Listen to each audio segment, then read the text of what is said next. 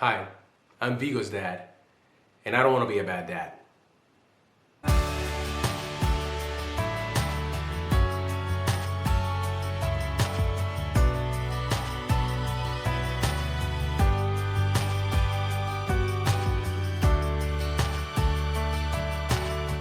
Boom! Cześć ludzie! What's up people? Hola! VIGO'S dad here. Welcome to another episode. Today, we have a different type of episode. This is going to be a little bit more serious. I want to talk to you about something that it's very personal to me. So, I'm going to start by telling you that I'm sorry this isn't going to have, fancy camera work or, interesting B-roll. I don't know, maybe I'll try to put something in there. So bear with me. I hope it makes sense on camera as it makes sense in my head. I don't have a script, I don't have nothing. I have literally 3 bullet points of 3 things that I want to make sure that I don't forget, that I want to touch on. But other than that, that's what I want. I want this video to be about that.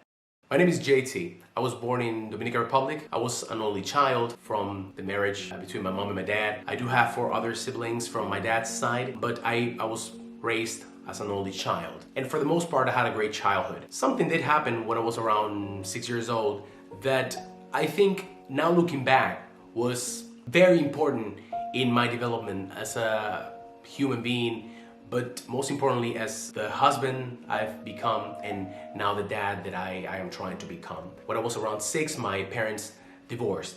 And at the time, I don't remember that particular moment being life-altering. I don't remember I was sad or anything like that. Maybe I was too young to remember those things. I just remember being happy and just dividing my time between my mom and my dad. I did live with my mom consistently, but my dad would visit and take me out for ice cream. But I think that the reason why I don't have particularly bad memories of that time is because of the great job that my mom did. My mom was both a mother and a father. And now that I have my own family, I see what an incredible work she did. And I have a great relationship with my father and I love him very much, but he was not as present in my life because he just did not live in the same household. My mom was a very hardworking woman. She's a surgeon and she spent a lot of her days and nights working, but I never felt that I missed literally nothing. I had everything I needed, especially love, especially attention. She always made sure that I was on top of my manners, that I spoke correctly, that I treated people with respect, that I was empathetic. And now that I have my own child, I see what she did. And by no means I'm saying that I turned out perfect. This particular video is about talking to you about some of the demons that I faced and that I face in present times and how that associates with fatherhood and what mistakes I don't want to make. So that's the first thing that I wanted to touch on, my childhood and what became the foundation of the person that I am.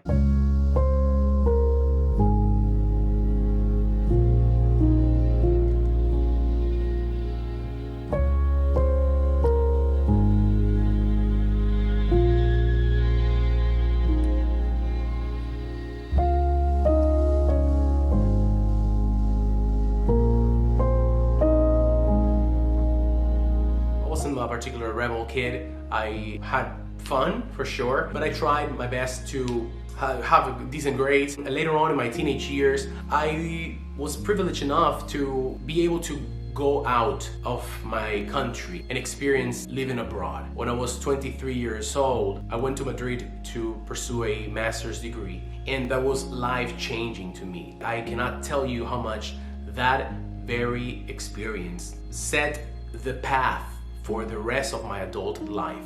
And that trip had 2 incredible things as a result. First of all, that I gained a more global perspective. I was able to see how other people live, how other cultures experience life, what they deem important, what they don't really care about that much. And many of those things were so different from my own culture. And not only in the place where I lived in Spain, but also traveling a little bit to other countries while I was studying there. And the second thing that this trip to Spain brought was that I actually met my wife Carolina there. Those years were very, very important to me as a human being because I got to experience so many things. I was also a musician, so I was meeting people, I was playing, and I think it developed something that now I'm even a little bit embarrassed to admit. I became scared. I became scared of giving away the things that made me happy. Self-centered maybe, a little bit if you want to say that. I didn't want to do things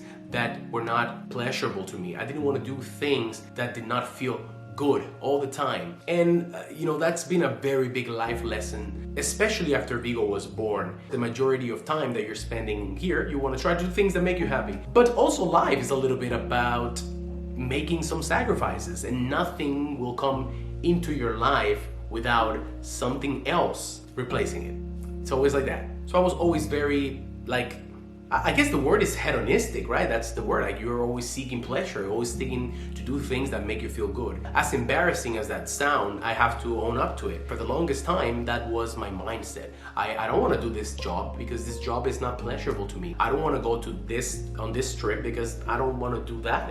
But this thing in particular of trying always to search whatever is pleasurable, I think doesn't gel well with being a good dad. And I'm very scared of that. I'm very scared of not being the dad that my son deserves. We live in a world that there's so much toxic masculinity. I think us dads should do as much as the moms do. Literally everything that the mother does, we should be able to do it. But this video is not about other dads. This video is about things that I want to make sure that I become for my son.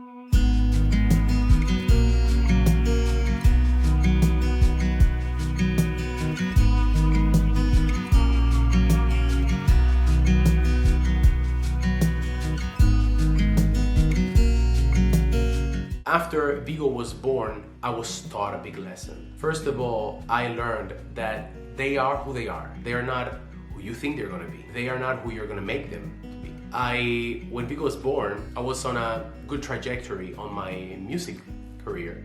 And I was doing good, I felt great. I was collaborating with a lot of people. I was going out and playing good shows. And then of course, we decided to start a family. And I always thought, yeah, for sure it's gonna be great. I wanna be able to be with Vigo, and then when naps or whatever, I'm gonna be able to do my thing, of course. Vigo is a wonderful, beautiful boy, extremely intelligent, that is, moderately high need. He wants to play with you. He wants you to be involved. He wants you to be part of his life. He's not gonna sit in a corner and play by himself for 1 hour or be on the stroller just looking at the skies and the clouds. He would be, crying, and he wanted to be picked up, and he wanted to be involved. And that was a very, very big lesson. For the most part, I was fine with it.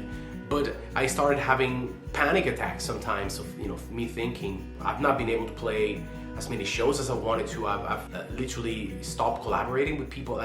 I felt that my career in my life was just drifting further and further apart from my role as a father. That made me feel worried at times. And not to even mention Vigo's mom. If I have sacrificed a lot, she has sacrificed at least 2 or 3 times more than me. You want to give your kids all the attention that they need, but then you stop doing the things that make you happy, and then you start blaming them, or you start blaming parenting, or you start blaming, your spouse.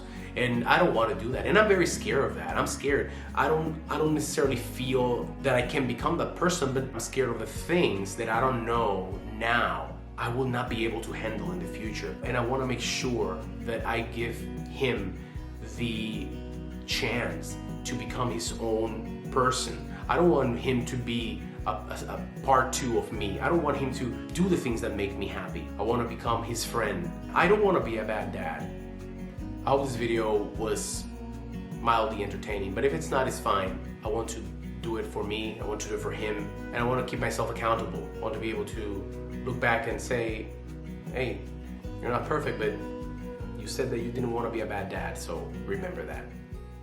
Yeah.